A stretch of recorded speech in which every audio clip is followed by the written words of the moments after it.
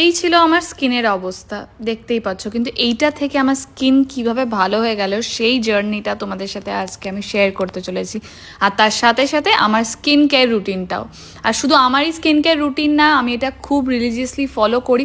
এর সুকান্তরও skin care routine হয়ে উঠেছে এখন।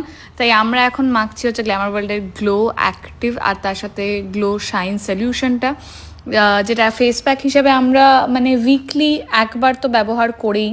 আর যখন খুব বাইরে ধুলোবালির মধ্যে থাকি, তখন ট্যান পড়লে, তখন যখন মনে হয় স্কিনটা একটু বাজে হয়ে গেছে, তখন আবার মানে ব্যবহার করেই ফেলি 2-3 দিন উইকে।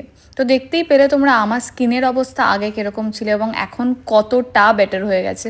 এই প্রসেসটা দিয়ে আসা খুবই ডিফিকাল্ট ছিল আমার জন্য, এবং রাইট প্রোডাক্ট খুঁজে পাওয়াটা আরও ডিফিকাল্ট ছিল।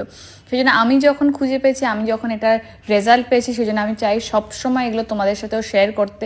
কারণ আমার কমেন্ট সেকশন আগে ভরে থাকতো নেগেটিভ কমেন্টে আমার ফেস নিয়ে, আমার পিম্পল নিয়ে। আমি প্রচণ্ড ইনসিকিওর ছিলাম এবং প্রচুর ডাক্তার দেখিয়েছি, প্রচুর প্রোডাক্টস ট্রাই করেছি, হোমমেড রেমেডিস থেকে শুরু করে সব কিছু ট্রাই করেছি।